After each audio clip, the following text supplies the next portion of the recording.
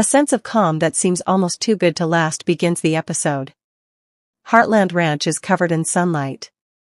Horses graze quietly, and Amy is doing what she loves most, working with animals, guiding them with that calm confidence that's become her trademark. Everything looks stable on the surface, but she can feel something off, a kind of distance that isn't physical. It's sentimental. Nathan arrives at the ranch in the wee hours of the morning with a more reserved expression than usual. He stands with a nervous energy and tries to make small talk about the horses. Amy smiles courteously, but her smile conceals something.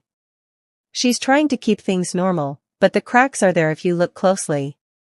Every word between them feels careful, as if they're both avoiding the real conversation that's waiting to happen. Throughout the episode, you can sense the tension growing, even during quiet moments. Amy's pause says it all when her daughter inquires about Nathan's attendance at dinner. She doesn't want to promise something she's not sure about. These moments are not rushed, rather, the show lets them breathe. That is what gives it its strength. Heartland has always been about the space between words, the emotions people carry but don't say out loud. What makes this setup so interesting is that Nathan isn't written as a villain. He is trustworthy, kind, and truly cares about Amy. However, the authors make it abundantly clear that love isn't always sufficient, particularly when one person is still healing from previous wounds. Amy hesitates whenever Nathan reaches out. It is not denial. It's fear of the kind you get when you've lost someone before and can't bear to think about going through that again. The ranch itself, which serves as a constant reminder of everything Amy has endured, is the final factor. She remembers Ty, the man she lost, in every fence post, trail, and horse. Therefore, Amy gets a different impression when Nathan talks about making a new future. She hears about change, which still hurts. She feels like she is in the middle of two timelines, the past, which she cannot let go of, and the future, which she is too afraid to reach for. In the middle of the episode, we see Amy trying to convince herself that she's fine, that Nathan deserves a chance, but it's forced. We and her friends can both see it. Even her conversations with Jack and Luke carry that quiet worry. "You can't keep living halfway," Jack tells her in his usual sage way. That line hits hard because it sums up Amy's entire journey since Ty's death. She's been living between memories and possibilities, never fully stepping into either. The scene in which Amy and Nathan collaborate with a troubled horse, a beautiful metaphor for their relationship, really sets up the heartbreak. The horse is wary, easy to frighten, and hard to trust. Nathan wants to move faster, believing that consistency and kindness will win it over. Amy demands patience. The episode doesn't need a cliffhanger. The power is in its quiet goodbye. It tells us that this is not the end of Amy's story, rather, it marks the beginning of her next chapter, one that is slower and more mature. One in which she finally rides independently.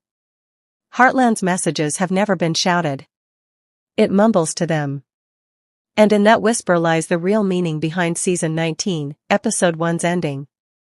The breakup of Amy and Nathan appears to be yet another failed love story on the surface, but it is not.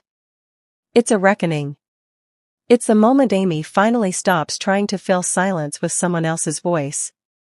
She has been defined by love for years, first by Ty's love and then by the hazy possibility of Nathan's love. However, this episode completely changes the focus. It's not about who stands beside her anymore.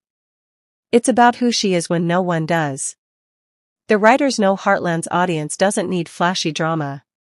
This conclusion fulfills their need for emotional honesty. Amy is not just saying goodbye to Nathan when she breaks up with him. She has decided to stop reliving her past. Every time she's tried to move forward, she's done it by holding on to someone. This time, she steps forward alone. That's growth, not loneliness. Throughout the episode, a deeper symbolism is also taking place. Fences appear again and again, broken ones, repaired ones, and the final one she leans on during Nathan's goodbye. Those fences aren't just set pieces, they represent Amy's boundaries. She has been repairing fences for years, assisting friends, horses, and even strangers in rebuilding their lives. But she's never rebuilt her own. She finally begins by the episode's end. The camera doesn't show her repairing the fence again, but we know she will. That's Heartland's kind of poetry, subtle, grounded, and hopeful. Nathan's exit, too, isn't framed as loss. His writing served as a reminder.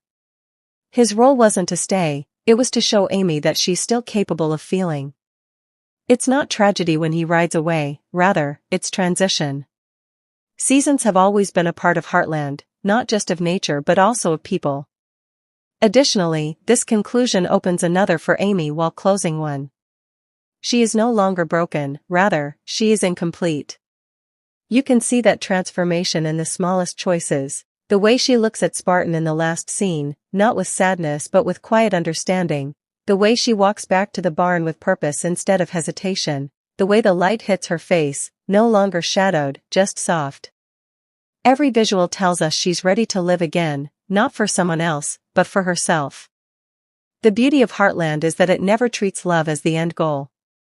It considers it to be a part of the journey. Amy and Nathan's split isn't failure, it's freedom. She's learned that healing doesn't mean replacing what's gone. It means making peace with the fact that some pieces don't come back. That's not heartbreak, that's wisdom.